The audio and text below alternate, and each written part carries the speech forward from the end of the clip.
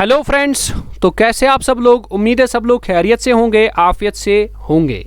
तो आज मैं आपके लिए लाया हूं बहुत ही इंपॉर्टेंट सेक्शन जो हमारे पास एमसीक्यू का पार्ट नंबर 6 होगा, जिसमें हम लगभग 13 क्वेश्चंस डिस्कस करेंगे इलास्टिसिटी ऑफ डिमांड पे, और हमारा डिमांड एनालिसिस और इंडिफरेंस करू टेक्निक पे एमसीक्यूज भी खत्म हो जाएंगे। और उसके बाद हम प्रोडक्शन स्टार्ट करेंगे, फैक्टर्स ऑफ प्रोडक्शन जिसमें मैं पढ़ाऊंगा और लॉज ऑफ प्रोडक्शन भी पढ़ाऊंगा। तो चलिए सेशन को स्टार्ट करते हैं। सबसे पहले जिन्होंने चैनल को सब्सक्राइब नहीं किया है तो वो सबसे पहले चैनल को सब्सक्राइब कर दीजिए और बेल आइकन पर भी क्लिक कीजिए, ताकि जो भी मैं वीडियोस अपलोड करूं उनकी नोटिफिकेशन सबसे पहले आप तक जरूर पहुंच जाए। तो क्वेश्चन नंबर 1 आपकी स्क्रीन पे ये रहा।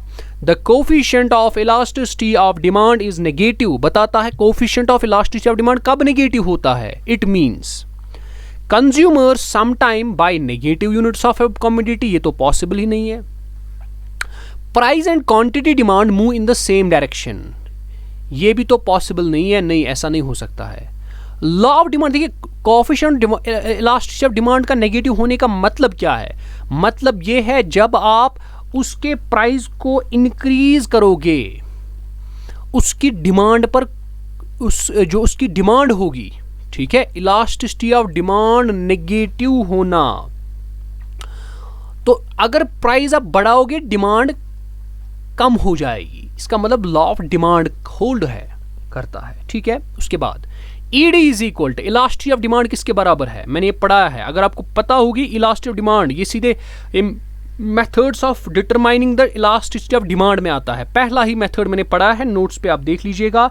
इसका ऑप्शन नंबर ए ही है, delta Q divided by delta P into P by Q.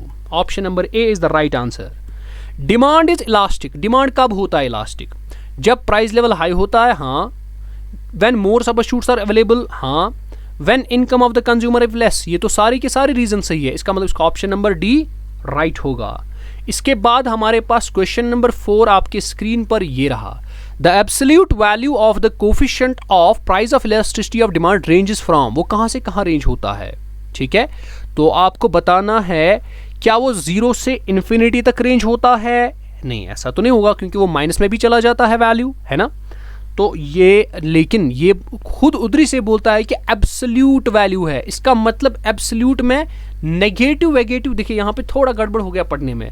अगर इसने बोला होता खाली वैल्यू, लेकिन ये बताता है एब्सोल्यूट। एब्सोल्यूट का मतलब होता है नेगेटिव वेगेटिव के बगैर। एब्सोल्यूट बताओ आप, ठीक है। तो इसका मतलब एब्सोल्यूट में क्या आ जाएगा, 0 टू इन्फिनिटी। अगर इसका एब्सोल्यूट नहीं होता, एक्चुअल वैल्यू होता, तो minus infinity to plus infinity आता, ठीक है। उसके बाद ED is equal to infinity in case of, किस में होगा, लग्जरीज में, नॉर्मल गुड्स में, नेसेसिटीज में, परफेक्ट कंपटीशन में। तो पढ़ा है मैंने, अगर आपने देखा होगा लेक्चर्स, नोट्स भी अगर आपने देखे होंगे, वहां पर प्रॉपरली लिखा है कि ED is equal to infinity perfect competition में पॉसिबल होता है। ईडी इज इक्वल टू 0 किस में पॉसिबल है, लग्जरीज में नहीं, नॉर्मल गुड्स में तो नहीं होता है, सवाल ही नहीं पैदा होता, नेसेसिटीज में भी तो नहीं होगा, एसेंशियल्स में हाँ ईडी इज इक्वल टू 0 होता है, क्योंकि एसेंशियल्स को आपको डिमांड उसकी कम नहीं हो जाएगी, इसीलिए तो ईडी इज इक्वल टू 0 है। उसके बाद price elasticity of demand of a horizontal demand curve is called. उसको क्या बोला जाता है जिसकी डिमांड हॉरिजॉन्टल होती है, उसको हम कहते हैं परफेक्टली इलास्टिक। इसका मतलब इसका आ जाएगा ए। अगर ग्राफ आप देखोगे, इसका ग्राफ ये बोलता है ऐसे, the price elasticity of A demand of A vertical demand, उसको बोलते हैं perfectly inelastic. That means option number D is the right answer. When percentage change in quantity demanded is more than the percentage change in the price, then price of the demand, in price, then demand curve is, याद रखना है, बता रहा है जब percentage change quantity demanded में ज्यादा है जितना परसेंटेज चेंज प्राइस में है, तो बताओ डिमांड कर्व क्या होगा। तो इसका ऑप्शन आ जाएगा फ्लैटर। क्यों? क्योंकि ये इलास्टिसिटी की ओर जा रहा है ना, है कि नहीं। तो डिमांड में ज्यादा आ रही है क्वांटिटी, चेंज उतना नहीं हो रहा है, दैट मीन्स ये इलास्टिसिटी की ओर बढ़ रहा है।